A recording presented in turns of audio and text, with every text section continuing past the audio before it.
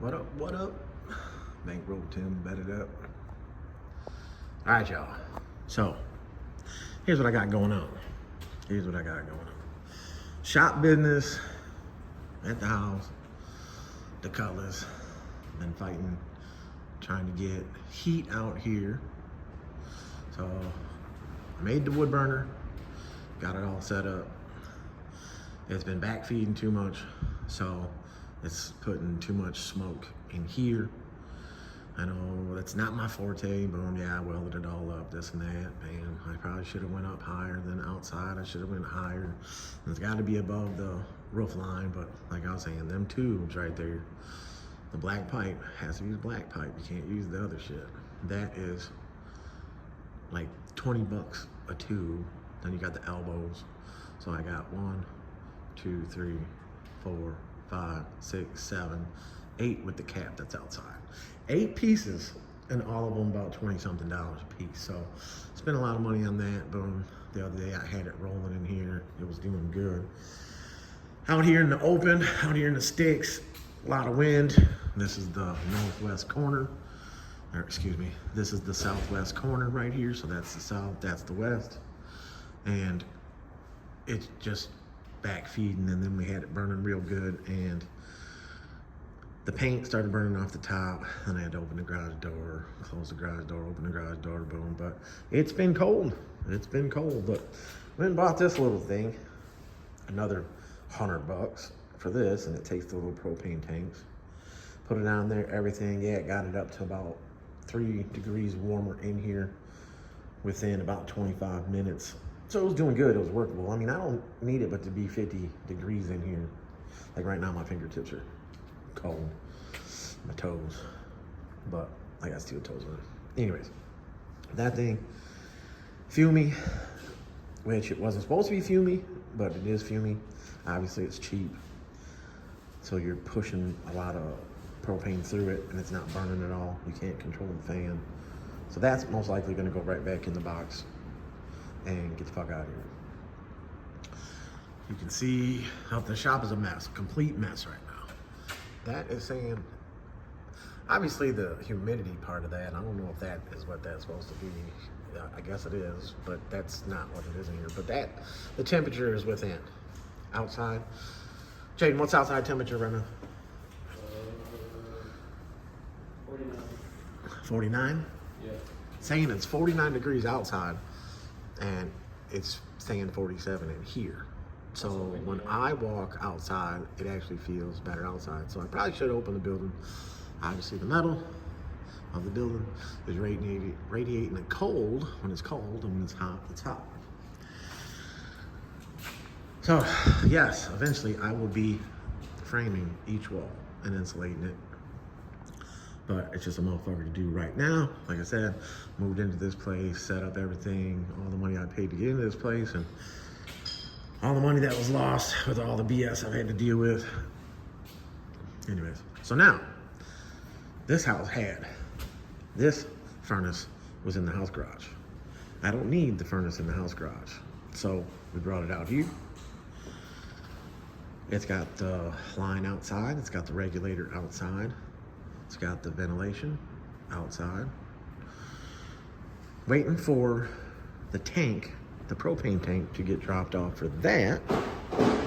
Because obviously, let's see. See, the big one for the house is a 500 gallon. But for me to trench a line all the way out here to go to that, no. So I got another tank gonna come, which we called the other week. And everybody and their mama wants tanks and filling and all this and that. Anyways, the tank's gonna sit right here. It's gonna be a 250. The 250 is just gonna be for this here. So, like I said, this is more efficient to be out here right now. This ain't gonna have fumes. The little one has fumes. The big one has fumes. Yes, if that was piped all the way up and over the roof line, this and that. The other part that sucks about that is that side of the building is the tree line for the neighbor's property, and it's pine trees. So that being in that corner and up, I'm gonna have to go probably higher than 4 feet above the building to be above his trees. So it's just not worth it. It's not. I was talking about in the early parts of this video, or in the video of this car, when that video comes out, I'll show what I was talking about with this, the pros and cons and all that. So, yeah, not efficient. And then when you open the door, and it could just be right now, there's not enough vacuum because the tube's not high enough to suck in and burn better and exit well. So when you would open the door to put more wood in, it would, you know, breathe in here, then it would fill up with smoke in here. I'd open the garage door, then all the heat that was in here. But actually, I mean, that thing did pretty good. It had it nice and warm in here. Originally I had it too close to the wood back there, and that wood was getting hot. I do have the shed out back that's coming apart, that I could put the metal around there for now, this and that, but it's just, you know, nobody said anything about that, oh, fire and this and that, and oh, it could burn the building, oh, this and that, which I knew people were gonna say stuff like that, but I just haven't heard it yet. So anyways, pros and cons, pros and cons, pros and cons. Too many cons with that. This is efficient. Boom. Nice little heater. The gas should last. The 250 gallon tank should last for the winter. No problem. Be able to come out. It's got a thermostat on the side of it. Be able to come out, crank the motherfucker up, be working. It had the house garage toasty. Yes, the house garage is a lot smaller than here, but this is 900 square foot, but then you got the height, isn't that whatever. I do have the ceiling fan, so that way I can turn it down low. Whatever heat goes up there, be pushed back down. Like I said, I just needed to be 50. This thing right now, look at that. That one's even reading, oh, what, 40, 46, 47. So I don't know, that one might be legit, yeah, on the wall. 47. 47, I mean, that's not too bad. But anyway. So yeah, shop's a mess. Me and my kid are gonna be cleaning this up right now. He already started doing it, which is excellent. I gotta get this all cleaned up. I don't know if you guys remember, there was a cabinet over here. That cabinet was junk, and there was a whole bunch more bullshit underneath there that was junk. That bench is that 4 feet off the wall is just too much. So I'm gonna be narrowing that down and shit like that. There's still some shit up there that needs to go bye-bye. There's some fiberglass resin, I think, in there, or fiberglass sheets, I think, and there's tons of zip ties. It just, you know, just needs to be organized, needs to be cleaned up. This little electric heater, that thing's 1,500 kilowatts, so I ran that a couple times, and just so that way you could warm yourself up in front of it. But that, of course, is gonna make the electric bill fucking crazy, so that's not efficient. Gotta move this, gotta clean this. My stoplight is blinding. Yeah, look how fat this wheel is, y'all. It's a vet wheel, but it's got that Trailblazer SS. Got the Trailblazer SS sitting in the house garage. The other back wheel for this thing. I gotta finish up the back of this, but I got the whole video coming out of this thing. But yeah, I mean, that's where we're at. I know that's my big banner, Better Up Kustoms, the black and red one. I gotta get that up on the wall over there.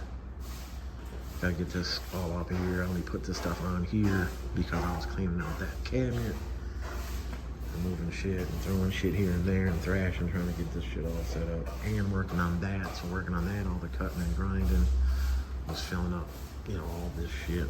As you can see the floor right there. And the paint dust from paint underneath the car. But yeah, I'm about to get to the cross brace in that thing. A couple hours of work. But yeah, just letting y'all know what's going on. But yeah, it's a mess. It is a mess. And then the barrel setup just takes too much room over there. So yeah, get these cars in and out faster, with everything more efficient. Get my money back up and start framing this thing and insulating it. So that way by summer, I have that all framed and insulated. So definitely by next winter, I won't have to do this. Next winter, obviously, with this in here, that's why we kept it that far off, so that way we can frame that area too. But yeah, there's still some more garbage in here, scrap, shit like that. This little table deal, garbage. surround sound setup that's on there. It works pretty good.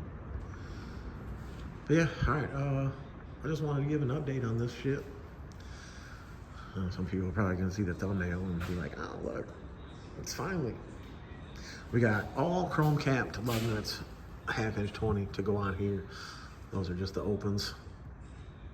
The back, when I got the axles, they are a 2-inch stud. So you can see it's not that far off the ground. 2-inch stud, so the back will be able to take the chrome cap lug nut. So that way all the way around chrome cap. Like I said, this wheel's like a 6-inch lip, 5.5, 6-inch. Yeah. The walls, when the walls are built and this and that, it's just basically gonna have like a 1 foot off the wall, like bench, shelf, like all the way around, you know, so that way you can just put the stuff up on there a little bit under to where you don't have to have it all cluttered and jacked up.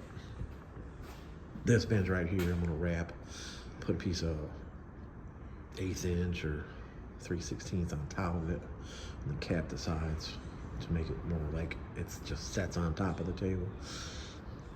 I know it's a wood table, whatever. The bench that I had before I made years ago was just too damn big. But yeah. All right, y'all. Bet it up, Bankroll 10. It's a mess. It's a mess. But we own it. Doing shit like that. Betting that up. All right, so look at that. Within a couple minutes, cleaned it up. Now it looks somewhat presentable if you wanted to bring your car. Anyways, the car that goes on the lift, the staging is the house garage, so that way it doesn't get this nasty.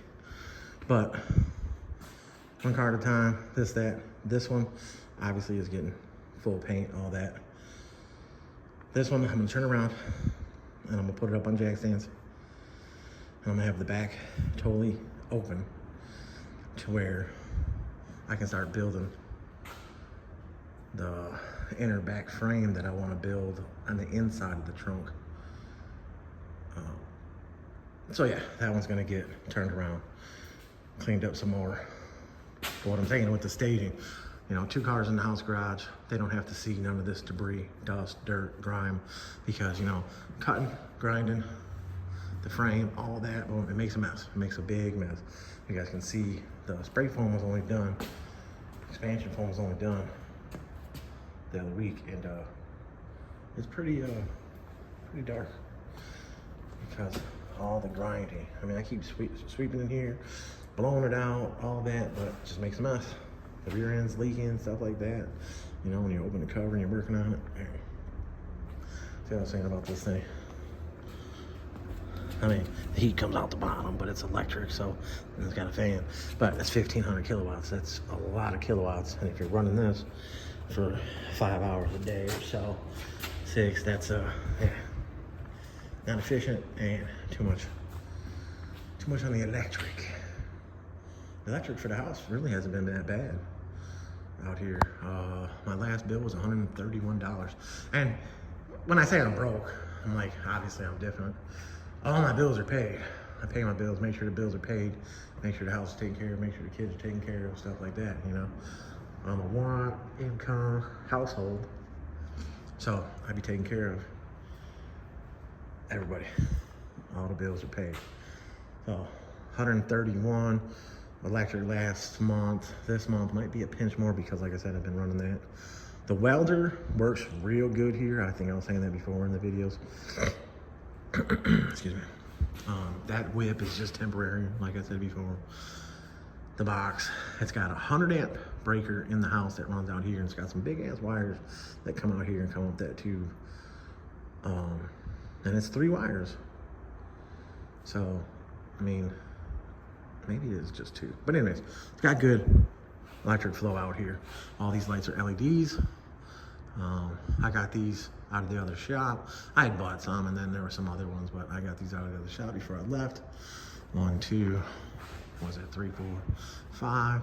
Lights it up in here real good. That video that I just put up about the cutlass, that was like 3-minute videos of all the tan cutlass, gold cutlass that I did when I first did it a couple years ago, a few years ago. And then when I redid stuff and upgraded some stuff on it, was just that couple weeks ago here.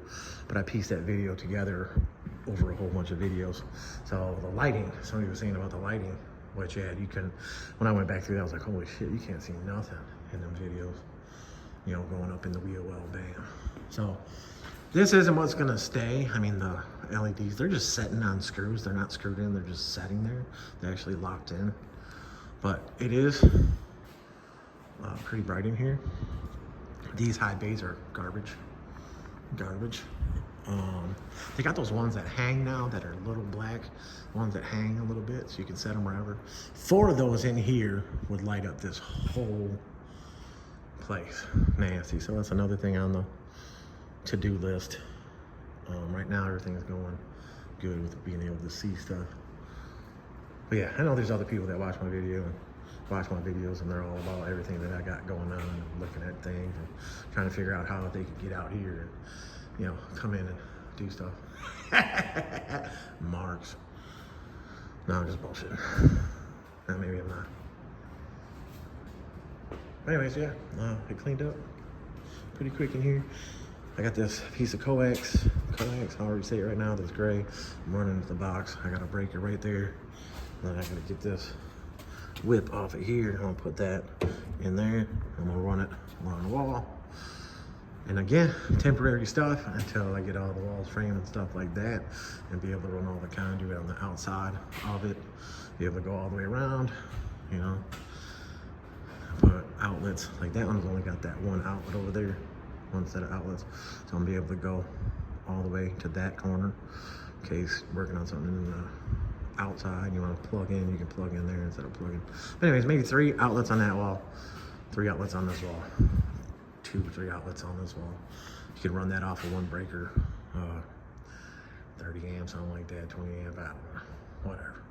It's got a GFI right there, and sometimes it does pop, but that's good. Man, that light is nice and bright, huh? That's mild one.